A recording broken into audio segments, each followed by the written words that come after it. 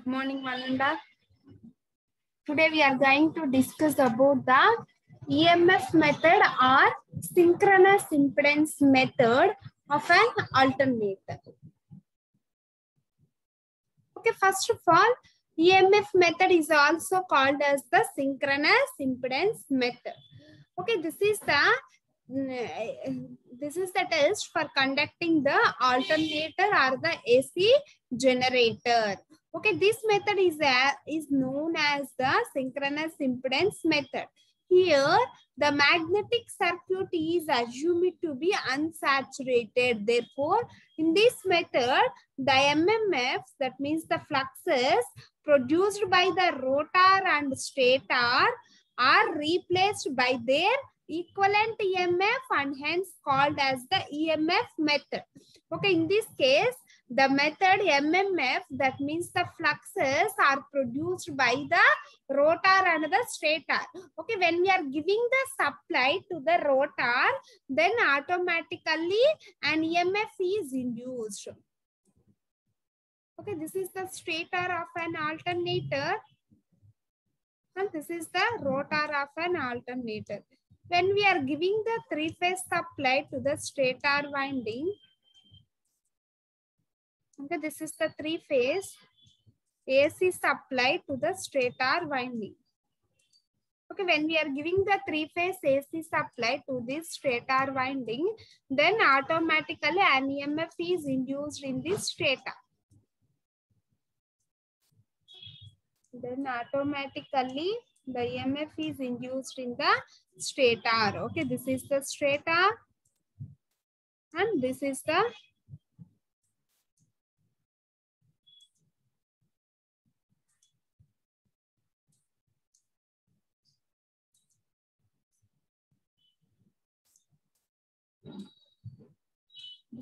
rotor.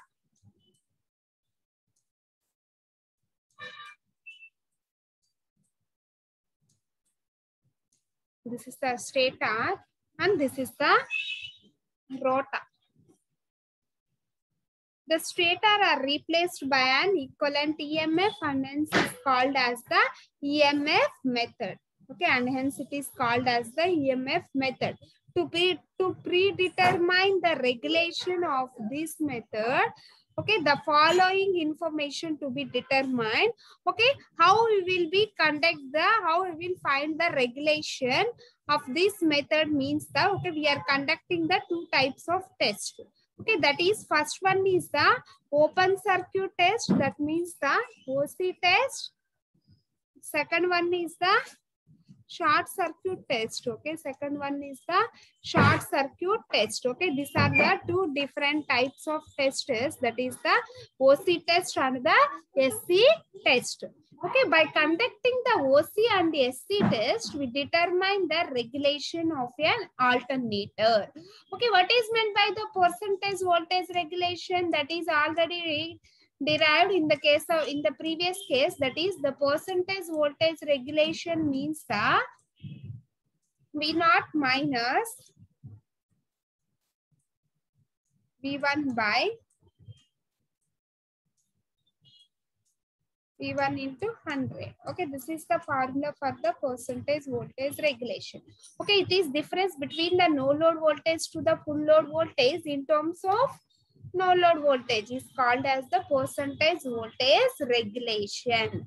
Okay, by calculating the percentage voltage regulation, we are conducting the two types of tests, that is the open circuit test and the short circuit test. Okay, by using this open circuit test and short circuit test, we determine the regulation of an alternator. Okay, this is the EMF method. Okay, why it is named as the EMF method means the fluxes are produced by the rotor and the stator are replaced by their EMF, and then this method is called as and it is named as the EMF method, and this name is called as the EMF method. Okay, therefore, in this method, the MMFs are replaced, that means the magnetomotive force are replaced with the electromagnetic forces. EMF means the electromagnetic forces. Okay, when we are giving the three-phase supply to the stator winding, therefore the three-phase rotating magnetic fields are produced. When the three-phase rotating magnetic fields are produced, okay, that will be given to the according to the Faraday's laws, an EMF is induced. That rotating magnetic field caused by the armature conductor, therefore an EMF is induced. Okay, according to the Faraday's laws, an EMF is induced. Okay, in this case, the MMF, that means that the fluxes are produced by the stator and rotor are replaced with their EMF, Then this method is called as the EMF method or the synchronous impedance method. Okay, this test is conducting by following two methods, that is the OC and the SC test. Okay, by conducting the open circuit test and short circuit test, okay, we determine the regulation and efficiency of this alternator. Okay, clear? Next, the voltage drop in an alternator is mainly due to the following reasons.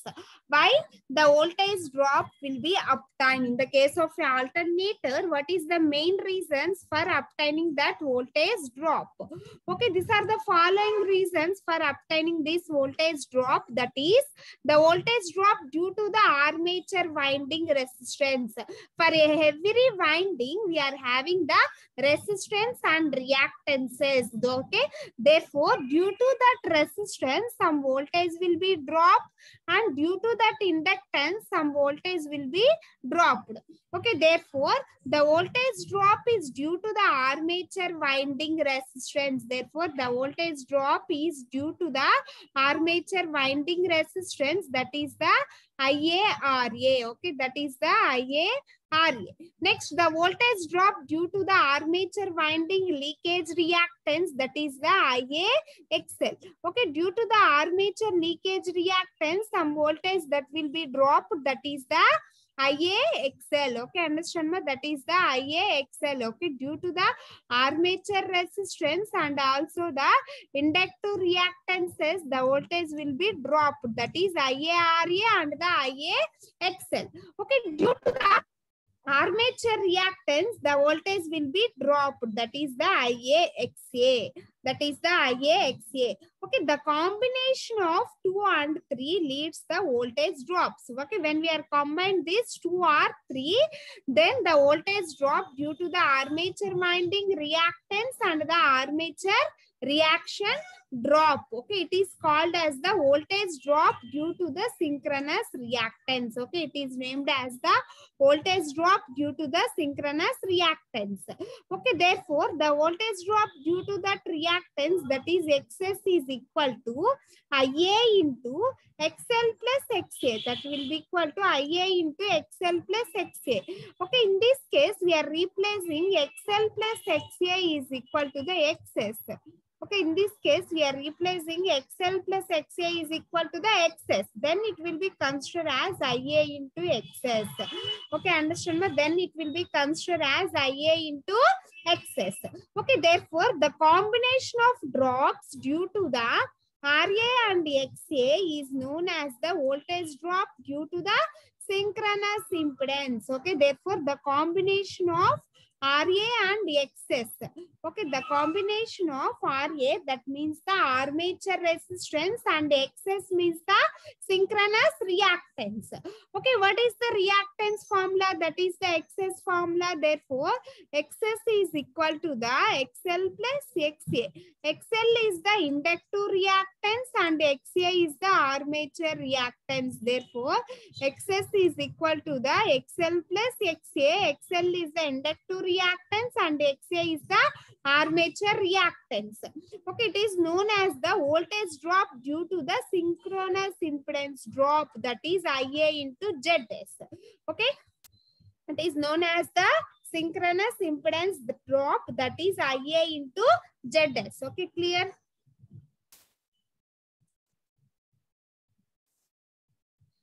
Next, Calculation of no load induced EMF from the terminal voltage.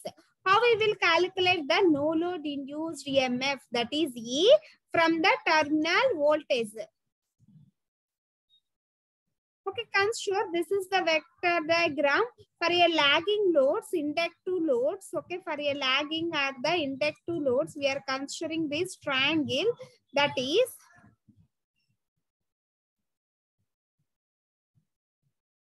consider on the x-axis we are consider that is the armature current IA. That means when we are giving the supply to that three-phase stator winding, therefore the armature current is flowing through this winding.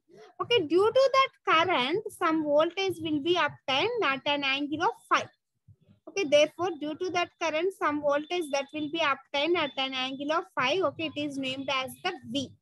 Okay, therefore this is called as the V cos phi. Therefore it is called as the V cos phi. Then we obtain the some drop due to that resistance and the reactance and synchronous impedance. Okay, therefore we are draw the drops, that is IARA and IAXS. Okay, by adding this, we obtain the no load voltage. By adding this drop, we obtain the no load voltage. Okay, first of all, when we are giving the three-phase supply to the three-phase stator winding, okay, this is the stator winding of the alternator and this is the rotor winding of the alternator. When we are giving the three-phase supply to the three-phase stator winding, okay, this is the three-phase supply to the three-phase stator winding, then automatically the current is flowing through this stator. That is the armature current, that is IA. Okay, therefore, due to that IA, some voltage that will be leading, that will due to that voltage, some voltage that will be leading that at an angle of 5 degrees. At an angle of 5 degrees. Okay, therefore, due to that voltage, some drops will be obtained. Okay, therefore, the drop is called as the IARA drop. Okay, that drop is called as the IARA drop and it is known as the V cos phi and it is known as the V cos phi. Okay, and this is the V sin phi and this is the V sin phi and this is the synchronous reactance, that is IAXS. This is the synchronous reactance, that is IA into XS. Okay, by adding these two, we obtain the no load voltage, that is E. Okay, by adding this, we obtain the no load voltage, that is E.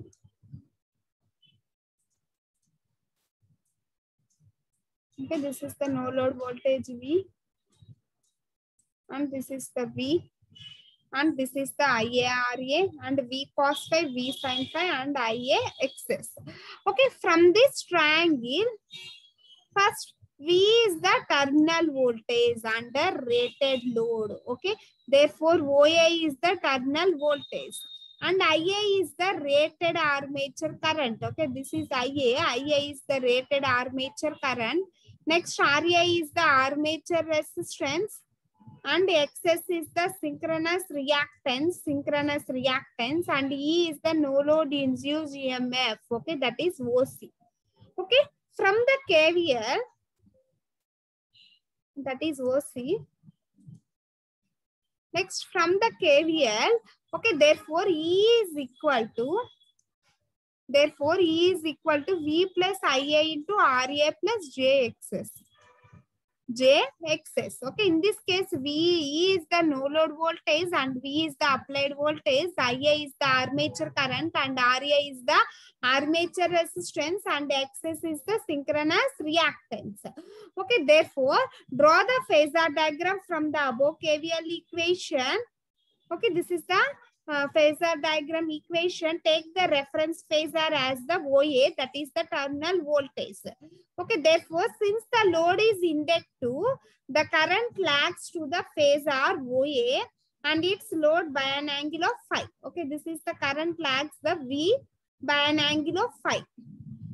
Okay, therefore, add IA RA drop. Okay, we are adding the IA RA drop. Okay, this is the IA RA drop. First, consider V as the reference or I as the reference at an angle of 5 degrees. We are consider that is the V and add the IA RA drop. Okay, add the IA RA drop to the terminal voltage, which is the in phase of the IA. Okay, from the point B, add the IA excess drop. Okay, from the point B, we are drawing the IA excess drop. Okay, therefore, drawing the OC and the OC is equal to no load induced EMF. Therefore, from the triangle ODC, okay, this is the triangle ODC. From the triangle ODC, okay, what is the OC? Therefore, OC is equal to, hypotenuse is equal to the square root of OD square plus DC square. Square root of OD square plus DC square. Okay, in this case, OD is equal to OF plus FD. Okay, in this case, OD is equal to, okay, therefore, we write down the formula by using this phasor diagram, that is OC is equal to the square root of OD plus DC square. Square root of OD square plus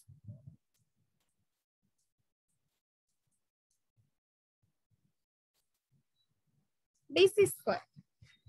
Okay, in this case, okay, what is the OD?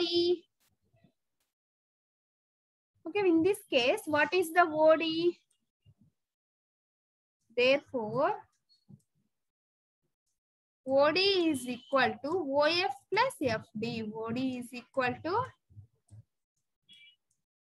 OF plus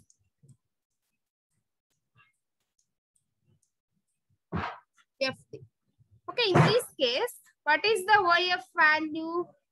Okay, therefore, OF is equal to the V cos phi. Therefore, OF is equal to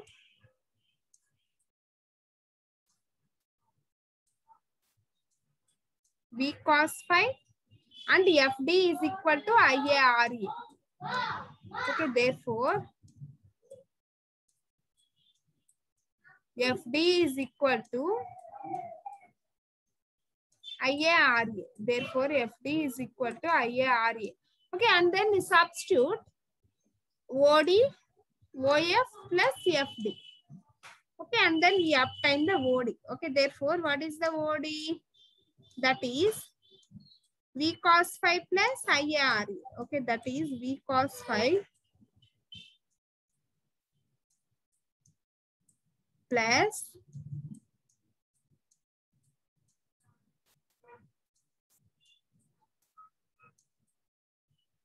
V cos phi plus IARE. Okay, we are substituting OF plus FD in this equation, that is V cos phi plus IARE. Then what is the DC value? Similarly, DC is also equal to, similarly, DC is equal to CB plus BD. DC is equal to CB plus BD. Okay, what is the CB? That is IA excess. What is the CB? That is IA excess plus V sin phi plus V sin phi. Okay, then we obtain OC. Okay, therefore, what is the OC? Therefore, OC is equal to square root of V cos phi square root of V cos phi plus IARA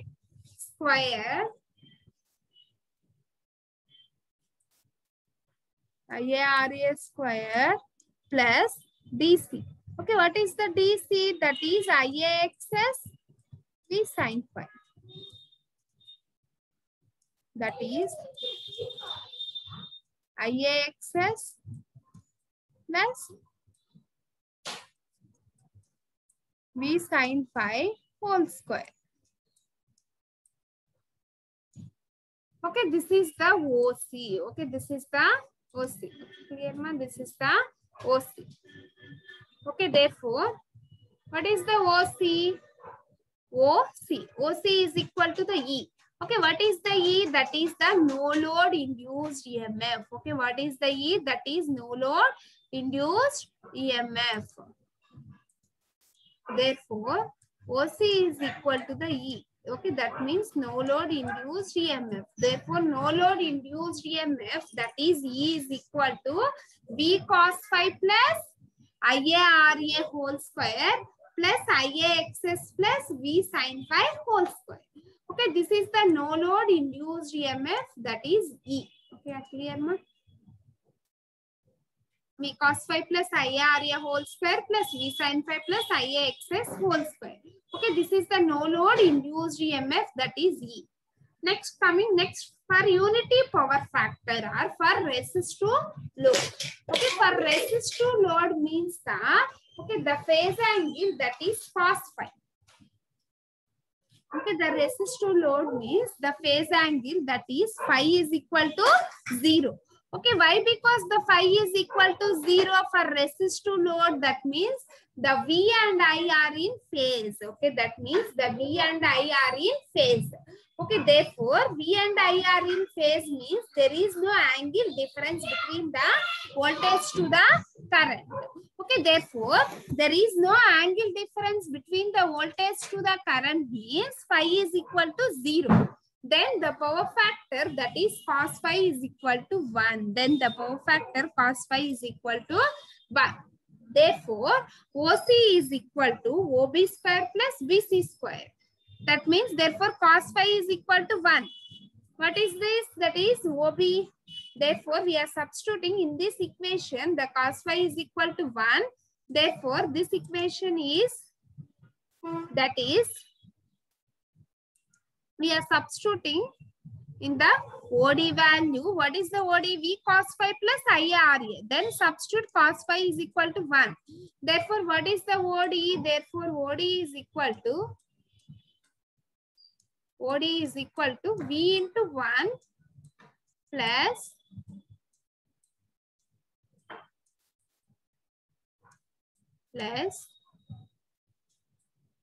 IARA. Next.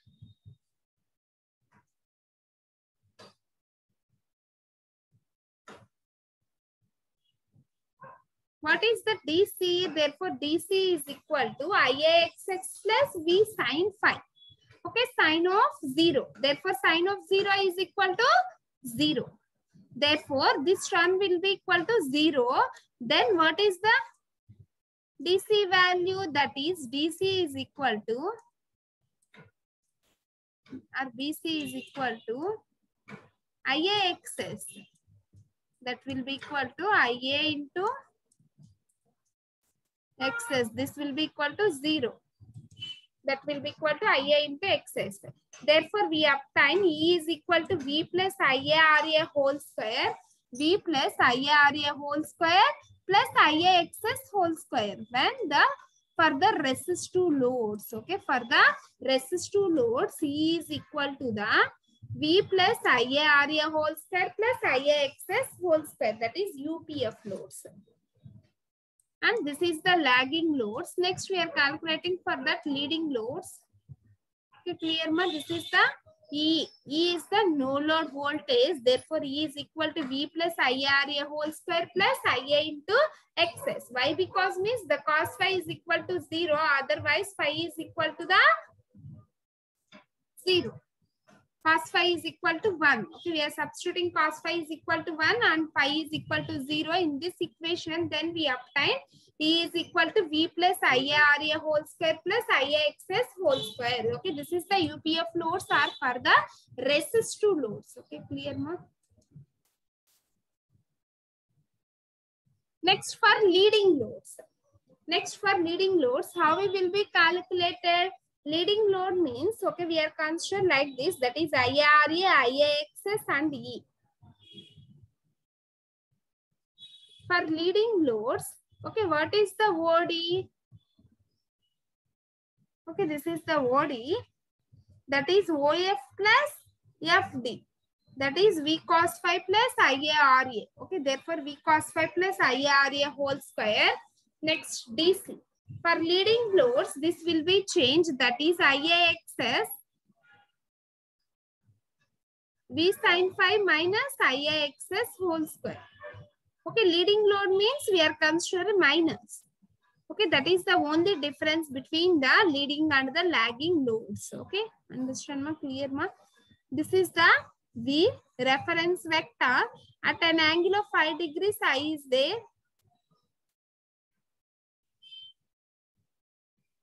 And we are considering the resistive drop, that is the IARA, and reactance drop, that is the IS into IA into X.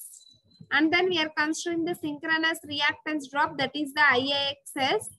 Okay, by adding this, we obtain the no load voltage, that is the E. Okay, clear?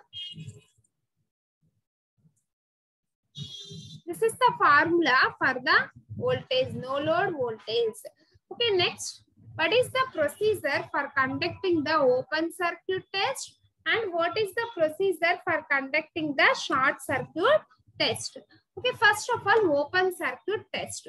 Okay, the alternator is made to run at the no load or within the terminal kept open. Okay, if the alternator is operated in the no load condition, therefore it will be kept in the open position. Then the alternator is operated with the constant speeds. Okay, the alternator is first in the open position. After that, the alternator is in the open constant speeds, operate at a constant speeds. Next, the voltmeter is connected in parallel to the open terminals. Next, we are connecting the voltmeter in parallel to the open terminals. Next, a variable excitation is applied to the field winding. Then we apply the excitation. Okay, therefore, up to 125% of the rated voltage. Okay, when we are increasing that excitation and then we observe the voltage, that is the 125% of rated voltage.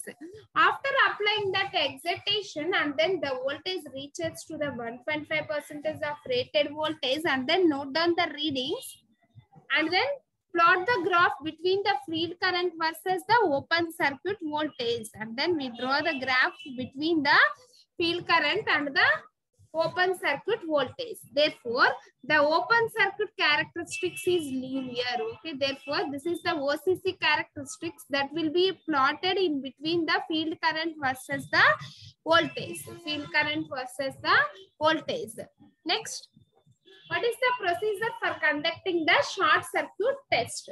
Okay, therefore, the alternator is made to run with the terminal short circuited. Okay, short circuit test means the terminals is in the short circuit condition.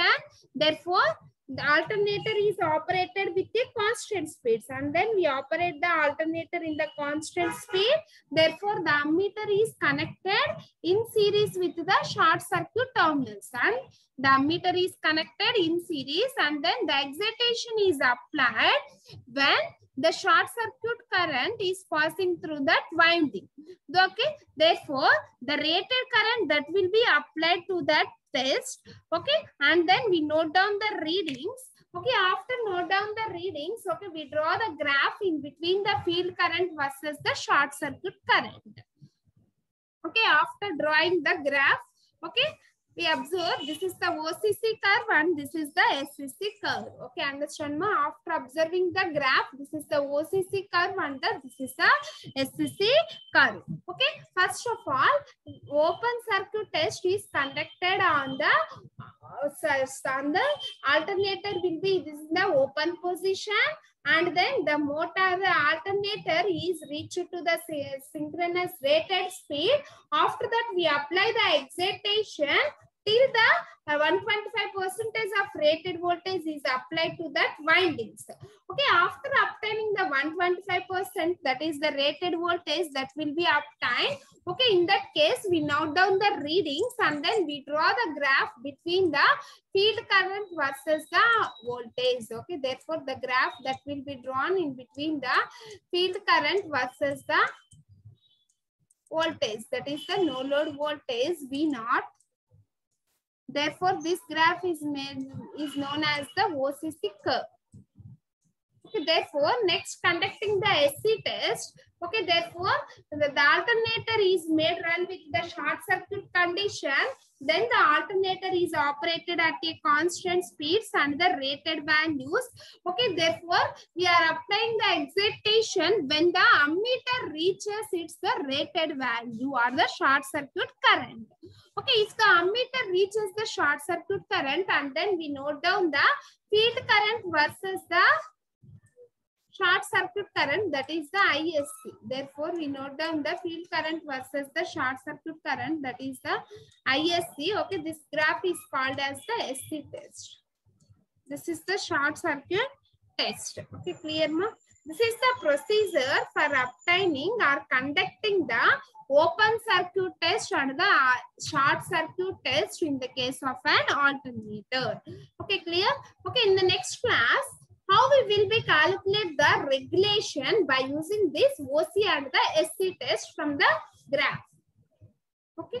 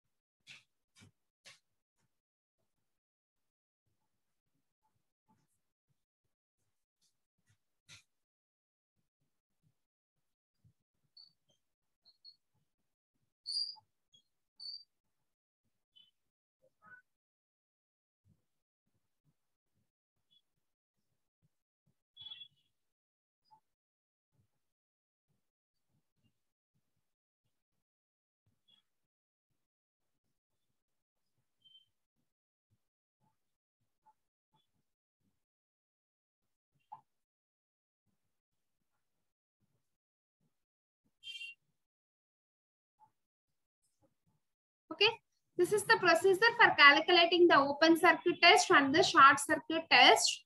Okay, after drawing the OCC and the SCC curves in the graph sheet, and then we easily calculate the voltage regulation. Okay, that will be how we will be calculated that voltage regulation and what is the formula for that voltage regulation and efficiency of that alternator. Okay, that all will be discussed in the next class. Okay, thank you. We continue in the next class.